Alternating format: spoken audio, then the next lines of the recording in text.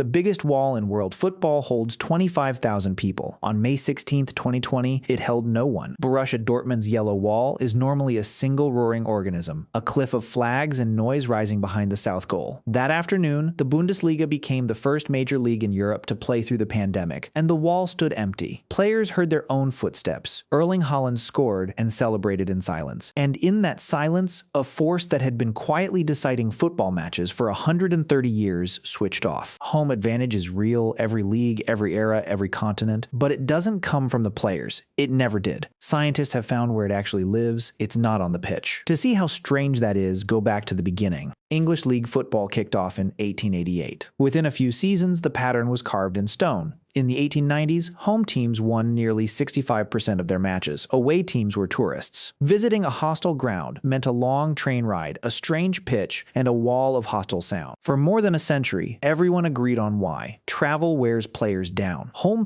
players know every bump in the turf. And above all, the fans, the 12th man, pour energy into the home side's legs. Every manager believed it. Every commentator repeated it. Stadiums were designed around it, but the numbers held a quiet contradiction. Decade after decade, home advantage kept shrinking. 65% became 50, 50 became 42. Something was draining it slowly for 100 years, and nobody could say what. Then 2020 arrived, and the world ran an experiment no scientist would ever have been allowed to design. When the pandemic closed stadiums, professional football kept playing in empty concrete bowls to nobody. Researchers suddenly had a natural experiment. Nearly 1,500 top-flight matches across 23 leagues identical to normal football in every way except for one missing ingredient. The crowd. The results were immediate and brutal. In the Bundesliga's ghost games, home wins collapsed from 43% to under 22%. In England, across the closed-door season, away teams won more often than home teams, for the first time since 1888, 40% to 38%, so the fans were the engine after all. Case closed.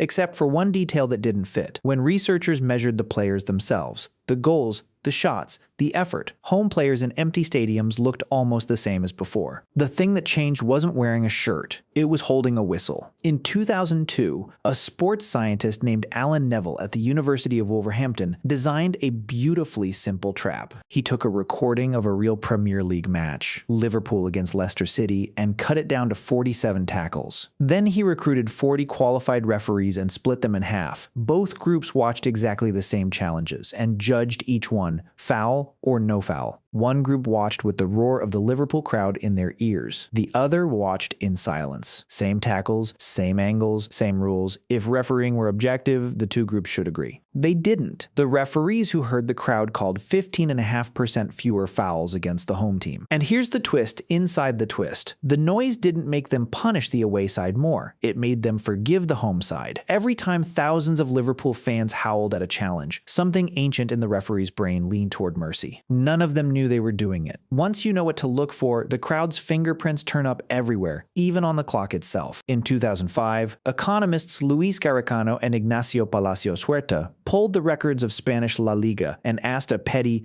brilliant question. How much injury time does the referee add at the end of a match? The answer depended on who needed it. When the home team was losing a close game by a single goal, referees stretched the ending. The added time swelled, precious extra minutes for a comeback. When the home team was winning by one, the same referees cut the game short. And in matches that weren't close, where extra seconds couldn't change anything, the bias vanished completely. It grew with the crowd too. The bigger the attendance, the more the clock bent. Tens of thousands of voices pressing on one man's sense of time. English fans have a name for this: Fergie time, the old joke that Manchester United's matches lasted exactly as long as United needed. It was never just a joke. It's measurable. But wait, maybe this is all backwards. Maybe players simply lose heart without their fans, and referees have nothing to do with it. That's the obvious objection, and the ghost games answered it. Economist Alex Bryson and his colleagues analyzed those 1,500 closed-door matches across Europe. Player output barely moved. What moved was discipline. With no crowd screaming for blood, roughly a third of a yellow card per match, the away team's usual extra punishment simply evaporated. A third of a card sounds small, but stretched across seasons and leagues, it's thousands of decisions all tilting the same direction. Cards change tactics, cards suspend stars, cards